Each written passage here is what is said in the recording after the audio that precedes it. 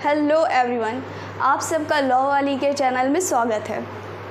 हम लोग सीआरपीसी की सीरीज़ स्टार्ट कर चुके हैं जिसमें कि ऑलरेडी फर्स्ट और सेकंड चैप्टर को कंप्लीट कर दिया गया है, तो आप उसको देख लीजिएगा। यहाँ जो भी बच्चे कंपटीशन के लिए तैयारी कर रहे हैं या जो करना कोई भी जैसे पीसीएसजे हो या क्लैट पीजी हो, किसी भी टाइप की कॉम्पिटिटिव प्रिपरेशन के लिए ये इनफ है। तो आज का हमारा थर्ड चैप्टर है, जिसे थर्ड चैप्टर है पावर ऑफ कोर्ट्स। इससे पहले सेकंड चैप्टर में हम लोगों ने क्लासेस ऑफ क्रिमिनल कोर्ट्स पढ़ी थी, जिसमें कि 4 टाइप की क्रिमिनल कोर्ट्स होती हैं, जैसे session court, JM first class, JM second class, executive magistrate. ये सब हमारी क्रिमिनल कोर्ट्स हैं और ये अब उसकी पावर्स को बताता है। लेकिन जो एग्जीक्यूटिव मजिस्ट्रेट होते हैं ईएम, वो ट्रायल नहीं करते हैं और जो भी हैं वो कोर्ट्स सारे ही ट्रायल कर सकती हैं। तो इसमें पहला सेक्शन है 26, तो वो बताता है courts by which offence are triable. Courts कौन से ऑफेंस कौन सी कोर्ट ट्राई कर सकती है। तो पहला बोलता है जैसे कि जो भी आईपीसी के प्रोविजंस हैं, इसमें लिखा हुआ है, आप पढ़ोगे तो subject to the other provisions of the code any offence under IPC code 645 ऑफ 1860 में बी ट्राइड। कोई भी आईपीसी के केसेस हों वो सीआरपीसी के अंदर ट्रायल किया जाएगा उनका। और कौन करेगा? हाई कोर्ट करेगी, सेशन कोर्ट करेगी। और आप थर्ड इसमें पढ़े होंगे any other court by which such offence is shown in first schedule.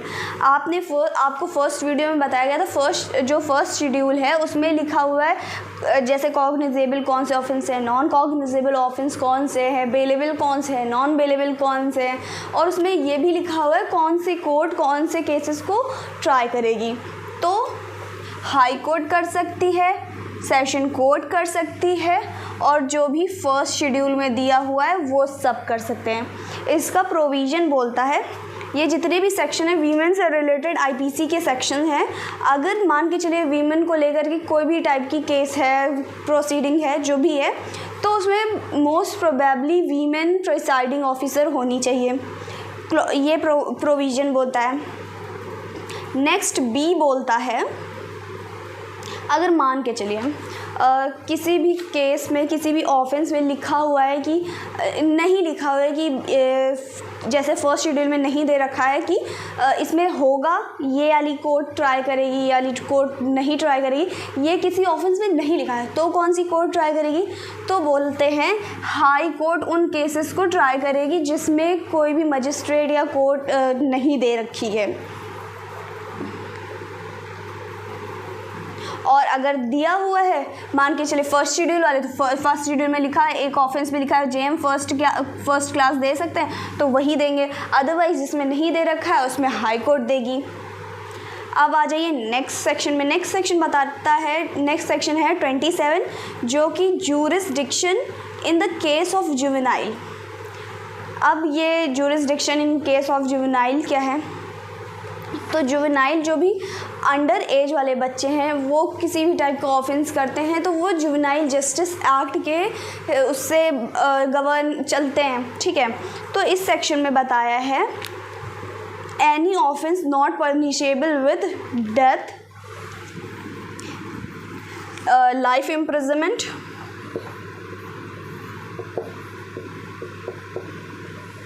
committed by any person who at the date when the appearance before the court।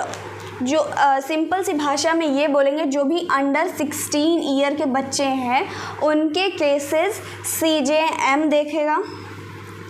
अगर कोई ऐसा ऑफेंस है जिसमें लिखा हुआ है कि सीजेएम कि जेएम फर्स्ट क्लास देखेंगे, मान के चलिए लिखा हुआ है, तो वो देखेगी, अदरवाइज सीजेएम ही देखेंगे। इस नेक्स्ट सेक्शन 28 जिसमें लिखा है sentence with which high court and session court में पास। अब कौन से सेंटेंस है जो कि हाई कोर्ट सेशन कोर्ट पास कर सकती है। तो हाई कोर्ट के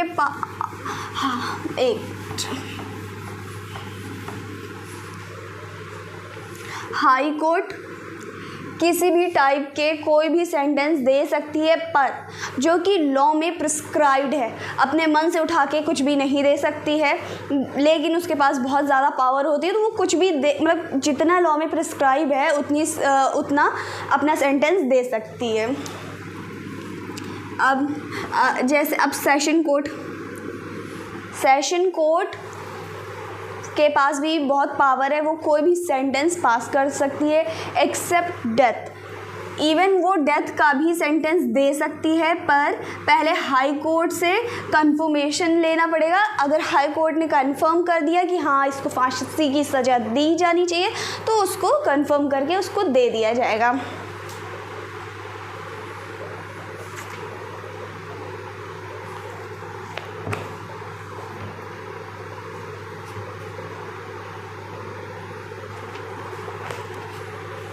इसी में ही थर्ड क्लॉज है जो कि बोलता है, फर्स्ट क्लॉज में ये बोलता है हाई कोर्ट कोई भी सेंटेंस पास कर सकती है। सेकंड बोलता है एडिशनल सेशन जज और मैंने बताया था जो सेशन जज है उसी में ही एडिशनल अगर लग जाता है किसी में भी, तो वो एक जैसी पावर्स को रखते हैं। तो अ सेशन जज अ एडिशनल सेशन जज may pass any sentence authorised by law, but any sentence of death passed by any such magistrate shall be subject to confirmation by high court।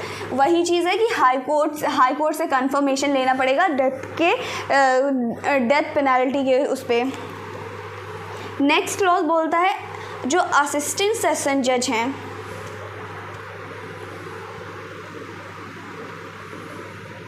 इसके नीचे आएंगे असिस्टेंट सेशन जज।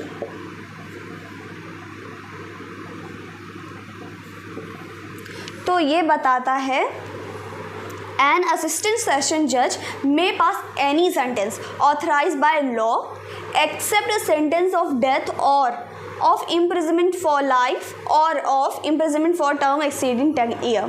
तो in simple word ये जो assistant session जज हैं वो सिर्फ 10 ईयर तक के दे सकते हैं, वो लाइफ इम्प्रिजनमेंट और डेथ ये दोनों नहीं दे सकते हैं। इस सेक्शन में सिर्फ यही बताया गया है। आ जाइए नेक्स्ट सेक्शन में जो कि है 29। अब 29 क्या कहता है, एक मिनट,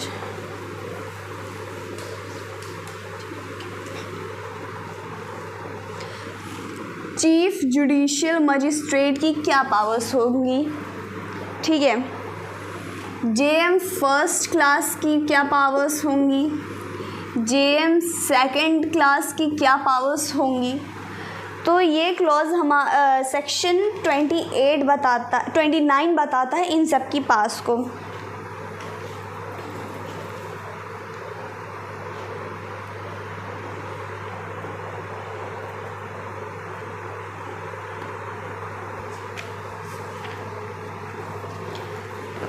इसका फर्स्ट क्लॉज है the court of chief judicial magistrate may pass any sentence authorised by law except a sentence of death or imprisonment for life of or the imprisonment for a term exceeding 7 year.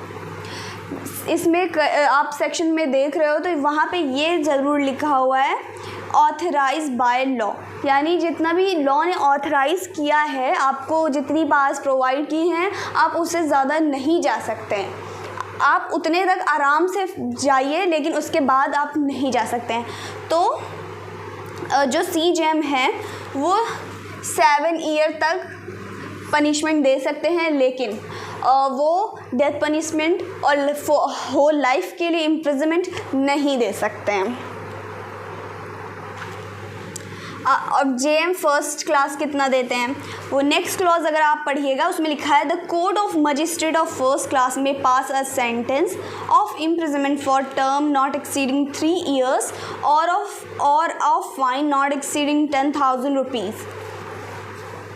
जो next clause है JM first class का बताता है, वो 3 year तक के punishment दे सकते हैं और 10,000 से ज़्यादा का फ़ाइन नहीं दे सकते हैं। 10,000 से ज़्यादा का फ़ाइन वो नहीं किसी पे लगा सकते हैं। नेक्स्ट क्लॉज बोलता है the court of magistrate of second class may pass a sentence of imprisonment for the term not exceeding 1 year or a fine exceeding 5,000। ये 1 ईयर से ज़्यादा की नहीं दे सकते हैं, 5,000 से ज़्यादा का पेनल्टी या फ़ाइन नहीं लगा सकते हैं। और नेक्स्ट क्लॉज बोलता है 4, जो कि चीफ मेट्रोपॉलिटन मजिस्ट्रेट है, वो पावर रखता है सेक्शन 4 बोलता है जो ये CJM है और CMM है, यानी चीफ मेट्रोपॉलिटन मजिस्ट्रेट और जेएम फर्स्ट क्लास और मेट्रोपॉलिटन मजिस्ट्रेट, इन दोनों की पावर्स इक्वल होंगी। तो यानी जो जेएम फर्स्ट क्लास 3 ईयर की दे सकते हैं 10K का, 10,000 का फ़ाइन, तो जो MM है मेट्रोपॉलिटन मजिस्ट्रेट, वो भी 3 ईयर और 10 का फ़ाइन कर सकते हैं। और CJM और CMM दोनों इक्वल हैं, तो यानी वो भी 7 ईयर का और अपना 7 ईयर का सज़ा दे सकते हैं।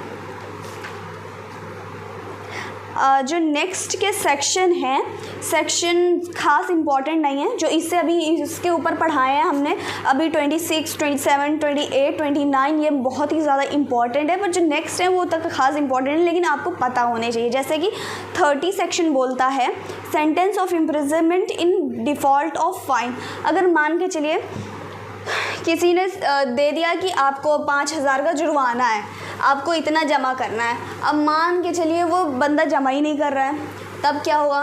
तो वो जब फ़ाइन को पेनल्टी को भरने में डिफ़ॉल्ट करता है तो क्या होगा? तो इसमें लिखा हुआ है, मान के चलिए थेफ्ट की सज़ा उसको, मान के चलिए IPC में 7 ईयर लिखा हुआ है, थेफ्ट की इम्प्रिजनमेंट होगी अगर ऐसा होता है तो। और जो भी कोर्ट ने उसे सज़ा दी है, पेनल्टी जो भी दी है, अगर उसमें पैसा देने में वो डिफ़ॉल्ट करता है तो जितनी भी सज़ा है उसका 1/4 उसमें फिर से ऐड कर दिया जाएगा उसी के इम्प्रिजनमेंट में। सिंपल से सिर्फ यही बोलता है ये section. Next 31 sentence in case of conviction of several offence at one trial. अब मान के चलिए ए ने थेफ्ट किया, साथ ही साथ मर्डर भी कर दिया, और मान के चलिए उसके साथ कोई अदर और पर्सन रहा होगा, उसको ग्रीवियस हर्ट कर दिया। तो अब इसका थेफ्ट का अलग, मर्डर का अलग, हर्ट का अलग केस चलाने से अच्छा है कि हम इन सब का एक साथ ट्रायल ए के ऊपर कर सकते हैं। सिंपल सा सेक्शन यही सिर्फ बोलता है कि सेंटेंस के in case of conviction of several offence at one trial.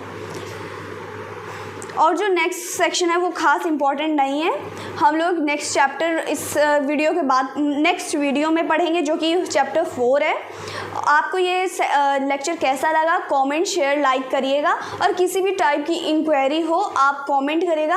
और जो अगर पर्सनली ऐड होना है तो आप इंस्टाग्राम, फेसबुक या आप टेलीग्राम पे जुड़ सकते हैं, आप उस पर डायरेक्टली मैसेज करिएगा, हम आपका ज़रूर रिप्लाई करेंगे। Thank you.